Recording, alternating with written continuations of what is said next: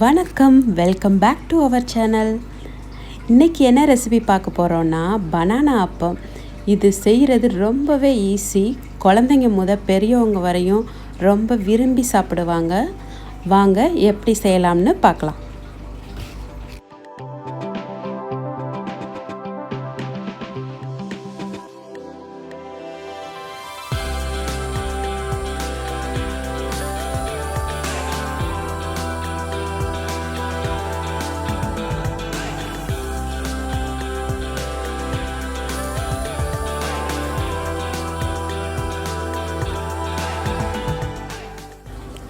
அதுக்கு தேவையான பொருள், 1 கப் மைதா எடுத்திருக்கேன்.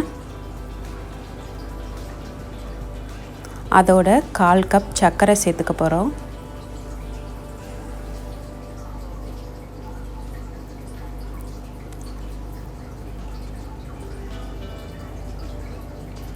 கொஞ்சமாக உப்பு, 1/4 டீஸ்பூன்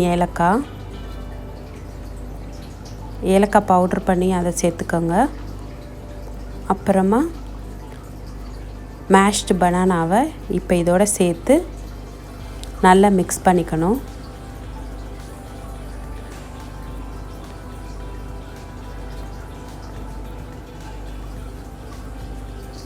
அப்புறமா 4 டேபிள் ஸ்பூன் இட்லி மாவு இருக்குல்ல, அதை சேர்த்து கொஞ்சம் கொஞ்சமாக தண்ணி விட்டு நம்ம மிக்ஸ் பண்ணிக்கணும்.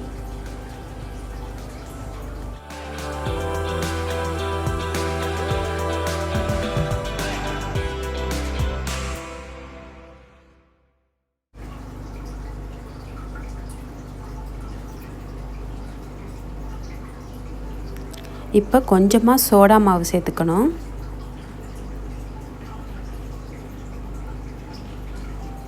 இப்போ கொஞ்சம் கொஞ்சமாக தண்ணி சேர்த்து நல்லா நம்ம தோசை மாவு பதத்துக்கு மிக்ஸ் பண்ணி எடுத்துக்க போகிறோம்.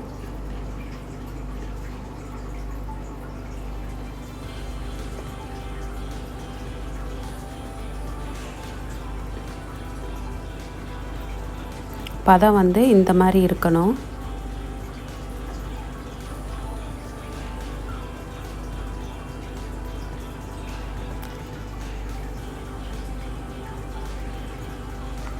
இது மாதிரி எண்ணெயை நல்லா சூடு பண்ணி வச்சுக்கணும்.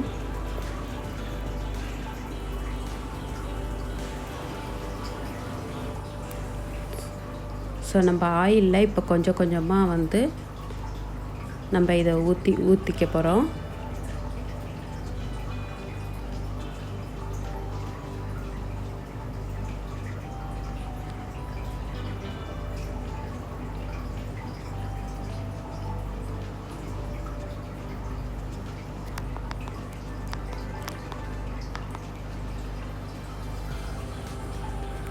நம்ம 2 சைடும் நல்லா வேக விட்டு எடுக்க போகிறோம். 2 சைடும் நல்லா செவக்க வேக விடணும்.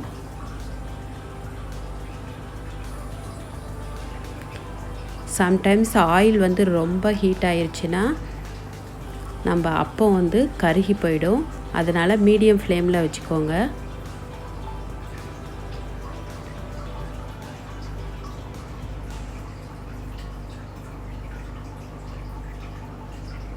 அப்பப்போ இப்படி திருப்பி போட்டுக்கணும். அப்போ தான் நம்ம அடியில் போய் கருகாமல் இருக்கும்.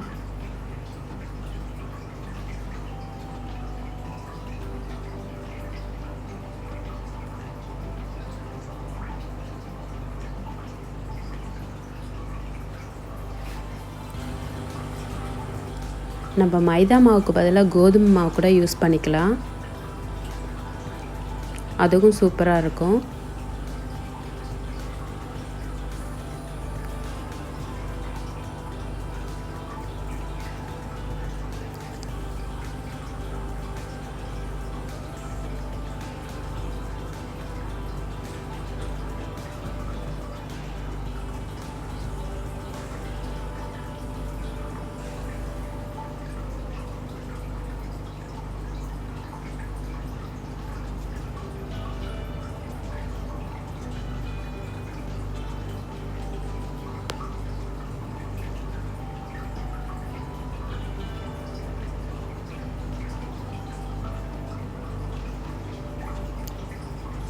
இப்போ பார்த்தீங்கன்னா ரெடி ஆயிடுச்சு. இப்போ எடுத்துடலாம்.